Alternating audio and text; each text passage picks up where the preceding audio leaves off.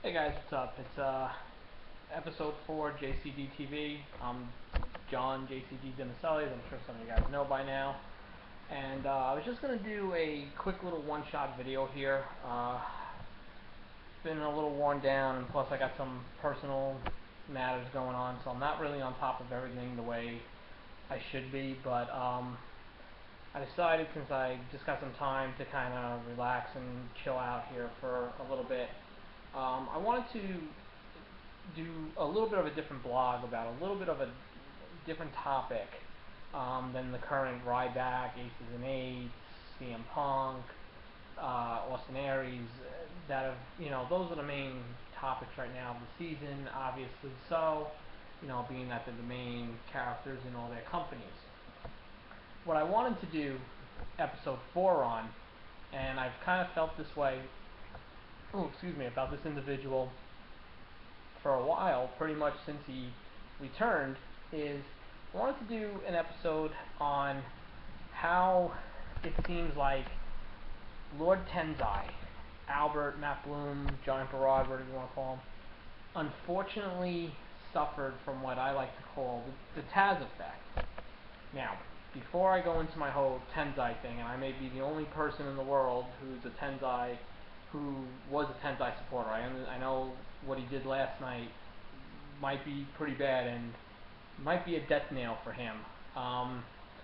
What I consider the Tazz syndrome is, if you go back to 2000, at the 2000 Royal Rumble at Madison Square Garden, Tazz debuted as Kurt Angle's mystery opponent, defeated Kurt Angle, and ended, at the time, Angle's undefeated streak. Now, it was no surprise, I think, as early as like September of '99 that Tazz was going to jump. It was out there. He dropped the ECW title at that pay-per-view. Did a couple of one-offs for ECW, jobbing out more or less. But the gist of it was Tazz was WWF WWE bound, and I remember there were a lot of rumors as far as what they were going to do with him.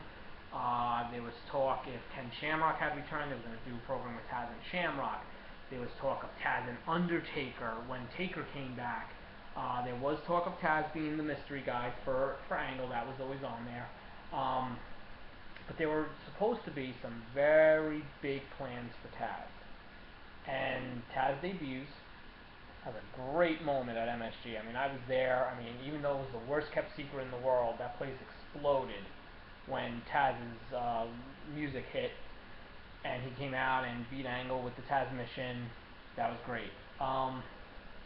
The night after on Raw, he had a nice little run-in during a Kurt Angle match. Me personally, being that Raw was in Philly that night, thought for sure he would have been The Rock's mystery partner, but instead they went with Rikishi. That's a different thing. What happened a week later is what I really think killed any momentum Tazz would have had in WWE, and that was the debut of the Four Radicals from WCW, Benoit, Guerrero, Malenko, and Saturn, and they became the focus of WWF at the time. They had that great first night, then they had the 3 series of matches on SmackDown, followed by the heel turn on Mick Foley, and they were the main gist, and Tazz became an afterthought, because now you had 4 new guys that could work with pretty much anybody on the roster. Tazz went on, little feuds here with the hardcore title, never really amounted to anything, and was about to get into a feud with Chris Benoit, but Tazz injured his bicep. I think it was either the night after WrestleMania or the week after. He had injured his bicep and just wasn't back until he came back around the summer of 2000 as a massive heel, and tried to be a heel, jobbed up Jerry Lawler at SummerSlam, and all his heel turn back then really did was lead to the debut of Raven.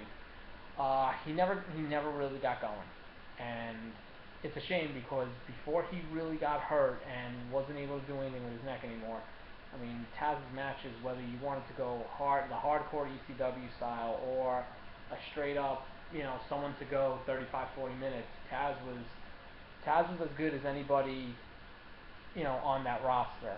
So that's my explanation of what I call the Tazz syndrome. Now, how it relates to Matt Bloom, Albert, Tensai, whatever you want to call him. Right before WrestleMania, word comes out that Bloom resigns. He had a great run in Japan as John Berard. He had tag title runs, I think with Tomko, and I think he might have had one other partner. And then he was going to come in, and there was talk of shooting him right to the moon. He was going to feud with Cena. He was going to feud, I think the talk was he was going to main event SummerSlam with Punk. Originally, I think he was going to work with Cena post WrestleMania. And a funny thing happened on the way to Raw the night after WrestleMania, and Brock Lesnar returned. And everything that Tensai was supposed to do, Lesnar did, getting the match with Cena at Backlash. Although Tensai did beat Cena on I believe the England Raw, leading into Backlash. Tensai also helped Johnny Ace injure Cena the night after, I believe. It might have been the Raw after Backlash or one of the ones after, because that's where they announced, where everyone thought Tensai Cena was going to headline Over the Limit, and it ended up being Laurinaitis Cena at Over the Limit. Everything also that was supposed to come of that went to Big Show.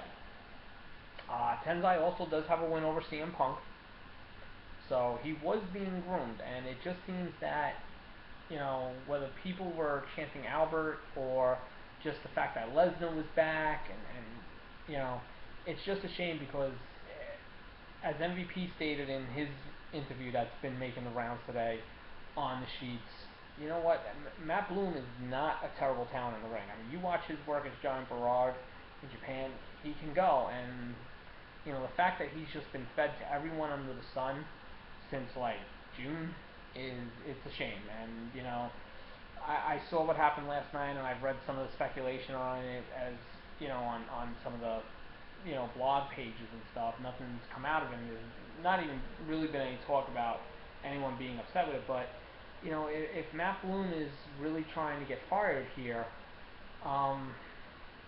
not that I justify sandbagging somebody else, because you wouldn't want it done to you, but realistically, could you blame him? It's a shame, because the guy could bring something. He doesn't have to just be a dominating heel character. I'm not saying you got to push him to the moon, but the guy has enough value. Whatever you want to call him. I mean, I actually like the Tensai character. I thought it was cool. I like the idea of little Sakamoto. I joke around that I want someone to walk around and throw salt in the air when I come out. But it's a shame, and I have a feeling this Ryback thing, if it really develops some steam on the internet and everything like that, I could see this leading to his release, especially after the tout with the with the little Japanese comment about when he was drawing with Sakamoto, which is what a lot of people think this current punishment is leading to, but has resulted from. But this was kind of going on with him before that, so we'll see what happens. And it's just a shame, and it's just something I figured it's a little different, and I figured I would touch on it because it's been something that's been on my mind. I even referenced it a couple weeks ago on Pro Wrestling Powerhouse Radio when we were discussing a Raw, and I think we were discussing the Orton Tensai match, that they apparently have a need, when they job him out on SmackDown, they need to job him out on the following Raw. This thing with Ryback's not the first time they've done it with him. So, but it's just something that I wanted to put out there, and just see what people think. I mean, also I'd be interested to see other people that were just about to get started and then got pushed aside for somebody else. I'm sure there's probably so many more of them that I just can't think of right now. But yeah, it's just something out there to put in, to put out there, and just to see what kind of response it generates. That's gonna be all for now. Like I said, I really don't have much in me right now. Got a lot of stuff going on, so my attention hasn't really been into everything lately. So I'm gonna try to catch up maybe this week. Listen to Jay and the guys at Pro Wrestling Powerhouse Radio. They do phenomenal work. Follow their website. Wrestling Roundtables, another great one. So, Eric does a great job over there with that too. So, this is John, JCD TV, episode 4, signing off.